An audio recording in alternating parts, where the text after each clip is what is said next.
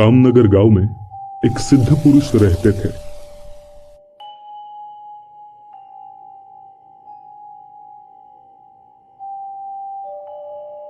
उनके पास गांव के लोग अपनी समस्या लेकर आते थे और बाबा उनकी सारी मनोकामनाएं पूरी कर देते थे। बाबा जी के चरणों पर आए हुए दंपति, बाबा जी, हमें 50,000 रुपयों की सख्त जरूरत है, पर हमें कहीं से कोई मदद नहीं मिल रही। चिंता ना करो, शांति से अपने घर जाइए। आप अपने अलमारी में 50,000 रुपए पाएंगे। बाबा जी की कही बात कभी झूठी नहीं होती थी।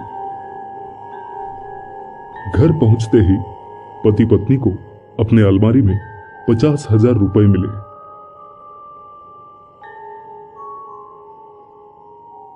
बाबा जी के चमत्कार से लोगों में उनके प्रति श्रद्धा बढ़ी। बाबा जी के पास लोग जो कुछ मांगते थे वो बाबा जी के आशीर्वाद से मिल जाता। लेकिन बाबा जी सिर्फ अमावस की रात गांव आया करते थे।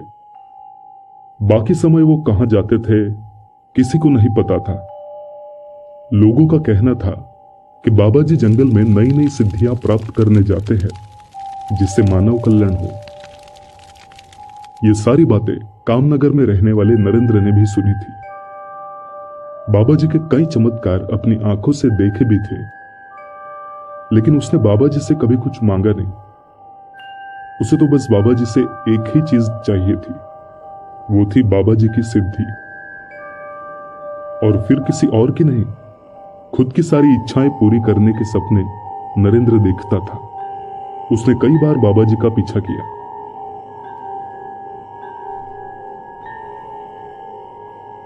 बाबा जी के पीछे पीछे वो जंगल में जाता था,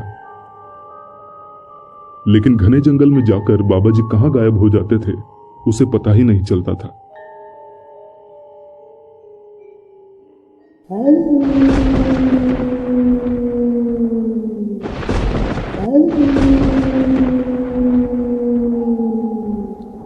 फिर एक अमावस की रात उसने बड़ी हिम्मत करके बाबा जी से उनकी सिद्धियों के बारे में पूछा और ये सिद्धि प्राप्त करने के लिए क्या करना चाहिए इसके बारे में जानने की भी कोशिश की। बाबा जी, मैं आपके जैसे ही सिद्धि प्राप्त करना चाहता हूं, जिसे मैं जिस भी चीज को पाने की इच्छा मन में रखूं वो मुझे मिल जाए। मुझे इसके लिए क्या करना होगा बाबा जी? नहीं नरेंद्र, तुम्हें जो कुछ चाहिए मुझसे मांग लो, मैं तुम्हें वो दूंगा। बस ये सिद्धि प्राप्त करने की जिद मत करना। नहीं बाबा जी, मुझे आपसे और कुछ नहीं चाहिए। आप मुझे बस वो सिद्धि दीजिए बाबा जी। उसके लिए मैं कुछ भी करने को तैयार हूं, कुछ भी। बाबा जी के लाख मना करने पर भी नरेंद्र बार बार उनका पीछा करता रहा। अब उसे बस वो सिद्धि चाहिए थी जिससे वो किसी भी चीज को पाने की इच्छा मन में रखे वो मिल जाए। आखिर एक रात बाबा जी उसे जंगल में अपने साथ ले गए। वहां उसे सिद्धि देने को वो तैयार भी हो गए। नरेंद्र, याद रखो, ये सिद्धि नहीं श्राप है। ऐसा श्राप जो तुम्हें जीते जी पल पल मारता रहेगा। मुझे कोई फर्क नहीं पड़ता बाबा जी, मुझे बस अपनी सारी इच्छाएं पूरी करने की शक्ति चाहिए। ठीक है, पर उसके लिए तुम्हें 8 साल इंतजार करना पड़ेगा। बाबा जी 8 साल? लेकिन क्यों? क्या करूंगा मैं 8 साल? बताता हूं। जाओ, जाकर गांव से एक अनाथ बच्चा लेकर आओ। ऐसा बच्चा जिसकी उम्र महज 1 दिन की हो। उसे 8 साल बड़े लाड प्यार से पालना और उसकी किसी भी इच्छा को अधूरा मत रखना।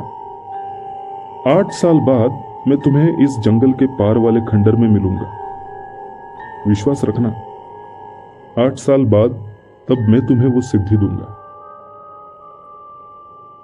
ये कहकर बाबा जी जंगल में चले गए।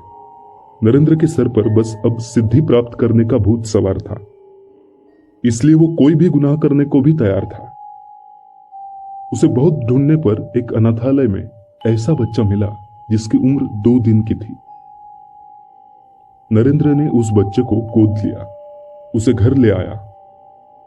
उसको बड़े ही लाड प्यार से पाला, जैसे अपना खुद का ही बच्चा हो। वो जो कुछ मांगता उसे दे देता था, चाहे नरेंद्र के पास पैसे हो या ना हो। कीमती खिलौने, रोज के खाने पीने में मिठाइयां तथा काजू बादाम देता था। सर पे कर्जा चढ़ने लगा, लेकिन नरेंद्र ने बच्चे को कभी नाराज नहीं किया। उसे कभी कभी शक होता था कि इस बच्चे की वजह से मुझे सिद्धि कैसे प्राप्त होगी, कहीं बाबा जी ने मुझे फंसाया तो नहीं। फिर भी 8 साल बच्चे को उसने प्यार से बड़ा किया।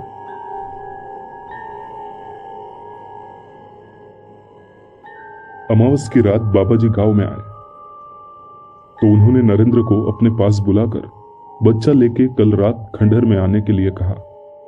नरेंद्र, कल रात को किसी को बिना बताए बच्चे को लेकर आना। कल दिन भर बच्चे से उपवास कराना। रात को उसे लेके आते वक्त उसकी पसंदीदा मिठाइयां भी लाना। नरेंद्र खुश हो गया। आज तक बच्चे की सारी इच्छाएं उसने पूरी की थी।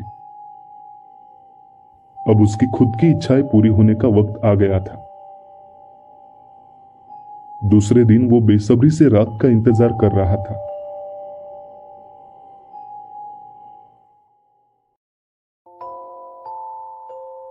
रात को बच्चे को लेकर नरेंद्र खंडहर पहुंचा। खंडहर बड़ा ही डरावना था। बच्चा ही नहीं बल्कि नरेंद्र भी खंडहर देखकर डर गया।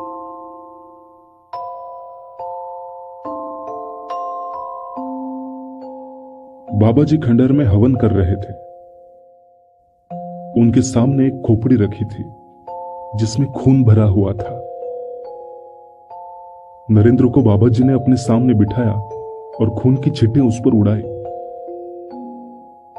फिर बाबा जी मंत्र बोलने लगे।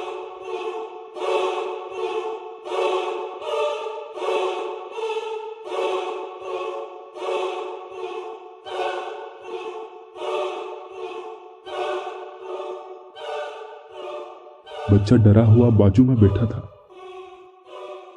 बच्चे, तुम्हें भूख लगी है? जी, मुझे खाना चाहिए।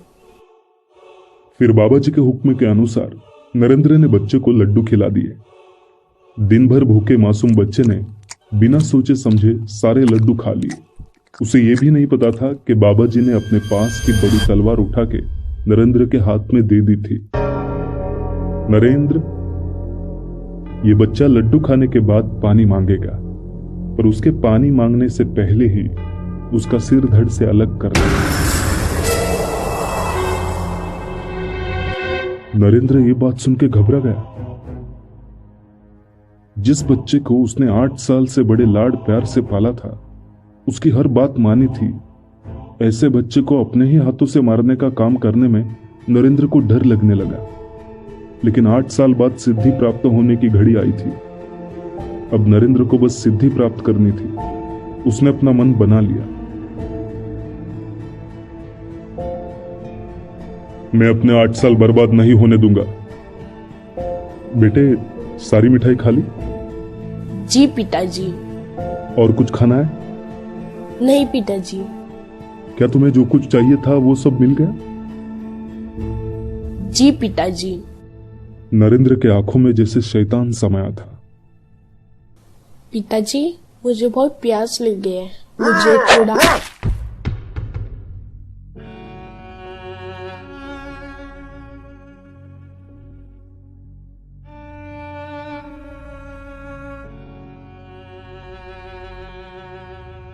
नरेंद्र ने एक ही झटके में अपने ही हाथों से बच्चे को मार डाला।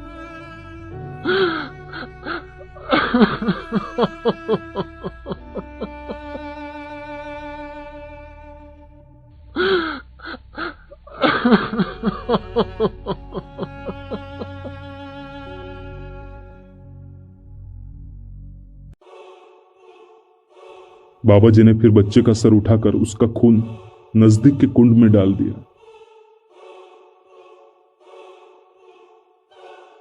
और नरेंद्र को उस कुंड में नहाने को भेज दिया और कहा कि नहाकर आते ही उसे अब सिद्धि प्राप्त होगी। खून भरे कुंड में नरेंद्र नहाने उतरा। नहाते वक्त नरेंद्र कांप रहा था। उसे अपने ही गुनाहों का एहसास होने लगा था। अब कहीं जाके वो समझने लगा था कि उसके हाथों से कितना बड़ा अपराध हो गया था। नहाकर आते ही उसने बाबा जी से कहा, बाबा जी क्या मुझे सिद्धि प्राप्त हो गई?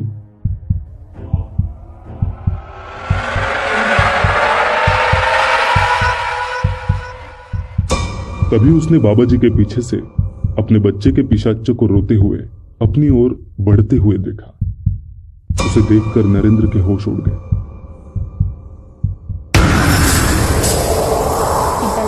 पिताजी, आपने मुझे क्यों मारा?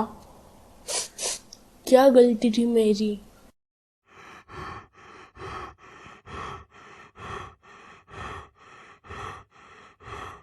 बच्चे के सवालों से डरकर नरेंद्र बाबा जी के पास दौड़ के गया। बाबा जी मुझे मेरा बेटा दिख रहा है। मुझे उसे मारना नहीं चाहिए था बाबा जी। मैंने बहुत ही गलती कर दी बाबा जी।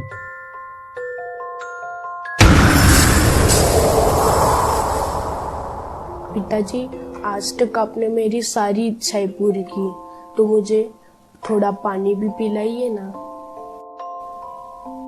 मुझे प्यास लगी है। मुझे बस थोड़ा पानी दीजिए। बच्चा मुझसे अभी भी पानी मांग रहा है बाबा जी। मैंने पहले ही कहा था, ये सिद्धि नहीं श्राप है, श्राप। नरेंद्र, अब तुम्हें सिद्धि प्राप्त हो चुकी है। अब ये बच्चे का पिशाच जिंदगी भर तुम्हारे पीछे रोता रहेगा। ये अब हर वक्त तुमसे पानी मांगता रहेगा। तुम्हारी जो कुछ भी इच्छा हो तुम इस पिशाच से कहो। अगर तुम्हें सोना चाहिए हो तो कहना, बेटे मुझे पहले सोने के 100 सिक्के दो, फिर मैं तुम्हें पानी पिलाऊंगा। तुम्हारी इच्छा पूरी होगी। जब तुम्हें पैसे चाहिए हो तो पिशाच से कहना, मुझे 10,000 रुपए दो, फिर मैं तुम्हें पानी दूंगा। बस अब जिंदगी भर यही चलता रहेगा। यही सिद्धि है।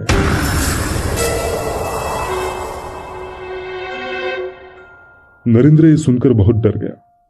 उसके पैरों के नीचे से जमीन फिसल गई। डर के मारे वो वहां से पागलों की तरह भागने लगा और बच्चे का पिशाच उसके पीछे भागने लगा। जैसे ही वो घर पहुंचा तो उसने दरवाजे पर अपने बेटे का पिशाच हाथ में अपना ही सर लिए खड़ा हुआ देखा।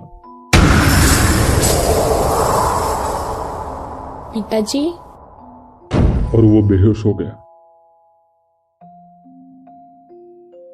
अब उसके पास हर वक्त बच्चे का पिशाच रहता है जो उसे पानी मांगता रहता है। पिताजी, मुझे थोड़ा पानी दीजिए ना। नरेंद्र ये सहन नहीं कर पा रहा। वो अब बच्चे से कुछ भी मांगने की हालत में नहीं रहा। नरेंद्र ने खाना पीना छोड़ दिया। वो बीमार रहने लगा। गांव के लोगों को लगा अपना प्यारा बेटा खो जाने की वजह से नरेंद्र बीमार पड़ गया है। सच्चाई सिर्फ नरेंद्र ही जानता है। सिर्फ उसे ही वो पिशाच दिखता था और उसका रोना सुनाई देता था। वो पिशाच से निजात पाना चाहता था। पानी मांगने वाला अपने बेटे का पिशाच अब ना उसे शांति से जीने देता था न मरने देता था। घर में बैठकर नरेंद्र बस रोता रहता था। बच्चे से बार बार माफी मांगते रहता था। पिताजी, मुझे थोड़ा पानी दीजिए ना। पिताजी, थोड़ा पानी दीजिए।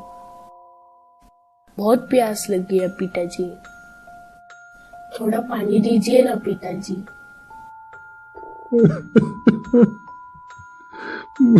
मुझे माफ कर दो बेटा। मम्मी मुझे माफ कर दो बेटा। मुझे माफ कर दो बेटा। मुझे माफ कर दो बेटा। पर बेटे के पिशाच को अब माफी नहीं, सिर्फ पानी चाहिए था। पिताजी, मुझे थोड़ा पानी दीजिए ना।